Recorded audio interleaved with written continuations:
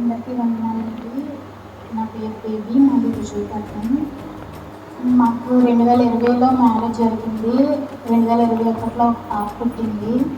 పాప పుట్టిన తర్వాత ఒక 1 ఇయర్కి నాకు ఒక ప్రెగ్నెన్సీ పోయింది.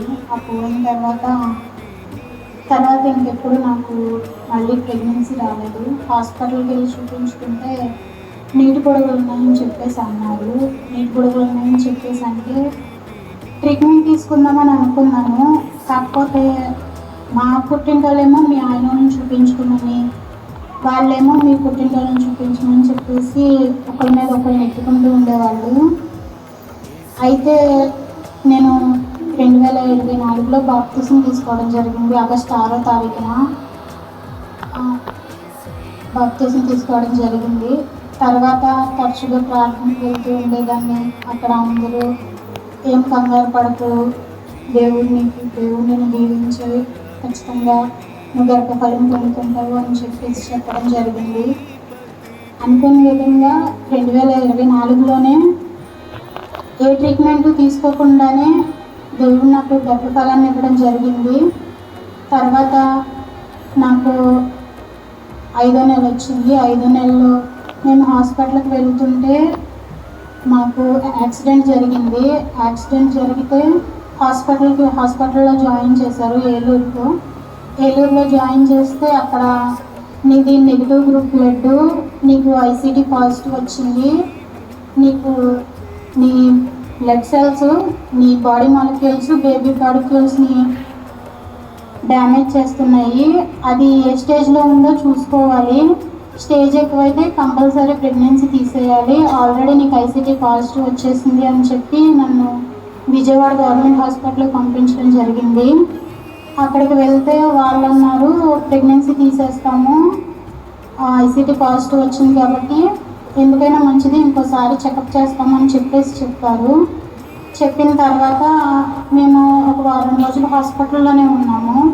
వారం రోజులు హాస్పిటల్లోనే ఉండేసరికి నేను ఎవరికీ చెప్పలేదు యాక్సిడెంట్ జరిగిందని కూడా. అనుకోకుండా పాస్టర్ గారు నాకు ఫోన్ చేశారు. ఫోన్ చేసి బేబీ ఏంటి ఫోన్ చేసావని చెప్పేసి అడిగారు. నేను చేయలేదమ్మా మీకు అని చెప్పేసి అన్నాను. అంటే ఏమోనమ్మా మీ నెంబర్ నుంచి మిస్డ్ కాల్ వచ్చింది అందుకని చెప్పేసి నేను మీకు ఫోన్ చేశాను అని చెప్పేసి అన్నారు. అప్పుడు నేను అన్నాను, ఏమో నాకు తెలియదు, నేనైతే ఫోన్ చేయలేదు కానీ. అంటే ఎక్కడున్నారు అంటే యాక్సిడెంట్ జరిగింది, ఇలా విజయవాడ తీసుకొచ్చారు, ఇలా ప్రెగ్నెన్సీ తీసేయాలని చెప్పేసి అంటున్నారు. అంటే ఇంకా పాస్టర్ గారు ఒకసారి అన్నయ్యకి ఇస్తానమ్మా మాట్లాడు, ప్రేయర్ చేయించుకో, ఏమీ ఉండదని చెప్పేసి అన్నారు. ఆ రోజు వాళ్ళు అన్నారు ప్రెగ్నెన్సీ తీసేయాల్సి వస్తుందని. తర్వాత వెంటనే ఆ సాయంత్రానికే నీకు ఐసీటీ పాజిటివ్ రాలేదమ్మా, నెగిటివ్గా వచ్చింది, వాళ్ళ రిపోర్ట్సే తప్పు వచ్చాయని చెప్పేసి అన్నారు. అన్న తర్వాత మళ్ళీ వాళ్ళు కూడా ఎందుకైనా మంచిది ఇంకోసారి చెకప్ చేస్తామని చెప్పేసి స్కానింగ్ తీశారు. స్కానింగ్ తీస్తే అందులో మళ్ళీ చిన్న కణితి కింద ఉంది గర్భసంచిలో, దానికి ట్రీట్మెంట్ తీసుకోవాలని చెప్పేసి అన్నారు. అనేసరికి ఇంక మా నాన్న వద్దండి మేము బయట చూపించుకుంటాము అని చెప్పేసి ఇంటికి తీసుకొచ్చేసారు. ఇంటికి వచ్చేసిన తర్వాత మళ్ళీ మేము చూపించుకునే ప్రైవేట్ హాస్పిటల్లో ఆక్విడ్లో హాస్పిటల్కి తీసుకెళ్ళాము. అక్కడికి వెళ్తే మేడం ఇలా చెప్పారు మేడం అని చెప్పేసి అంటే ఆవిడ స్కానింగ్ రాశారు. స్కానింగ్ రాస్తే మా హస్బెండ్ అన్నారు, ఎందుకైనా మంచిది ఒకసారి ప్రేయర్ చేయించుకుని హాస్పిటల్కి వెళ్దాము, ఎందుకైనా మంచిదని చెప్పేసి అన్నారు. అంటే ఇంకా ఆ రోజు ఎప్పుడు రాని మా ఆయన కూడా పాస్టర్ గారు వాళ్ళ ఇంటికి తీసుకెళ్ళారు. తీసుకెళ్ళి ప్రేయర్ చేయించుకొని మళ్ళీ స్కానింగ్ తీసుకెళ్ళారు.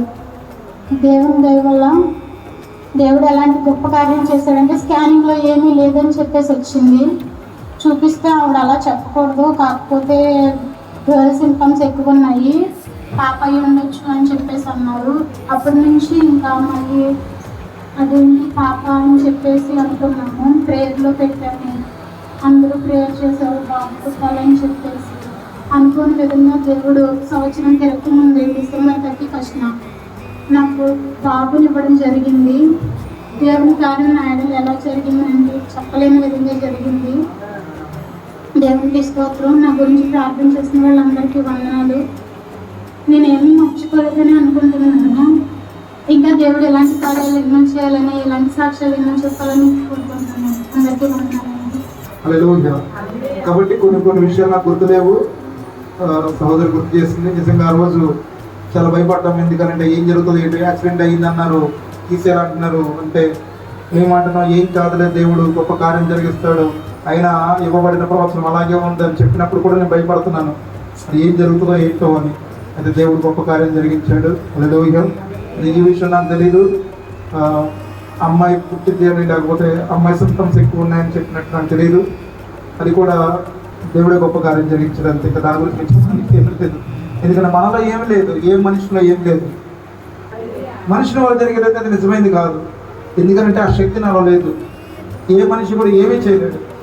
కానీ దేవుడే కార్యం జరిగించేవాడు. నేను ప్రార్థించే వాళ్ళని మాత్రమే కార్యం జరిగించే దేవుడు. దేవునికే మహిమ కలగాల, కానీ ఏ మనిషికి కాదు. ఇక్కడ పాస్టర్ కాదు, ఎవరు కాదు. ఏ మనిషిలో ఏమీ లేదు. కానీ ఆశ్చర్యంగా ఒక విషయం మాత్రం జరిగింది. ఫోన్ అనుకోకుండా కలిసిందంట. అది ఎలా కలిసిందనంటే ఆయన అనుకోకుండా నొక్కేశాడంట. రింగ్ అవుతుందని మళ్ళీ కట్ చేశాడు. ఆయన చెప్తున్నాడు ఆ రోజు నాకు, ఫోన్ చేశాను మళ్ళీ కట్ చేశాను, సంథింగ్ ఏదో జరిగింది, చేయలేదు అని అంటే మళ్ళీ వెంటనే కాల్ చేశాను. అనుకోకుండా చేశాను అంతే.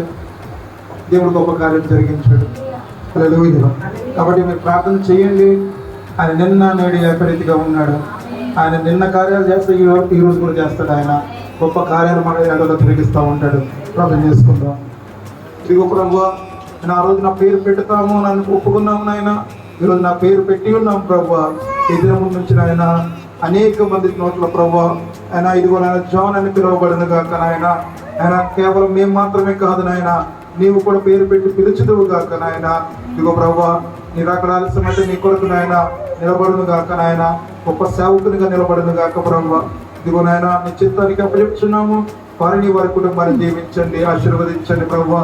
ఏ దృష్టిని కూడా మరలా నాయన వారి మీద కన్ను వేయకుండా నాయన ప్రతి దృష్టిని తరిమి కొట్టమని ప్రార్థిస్తున్నాను.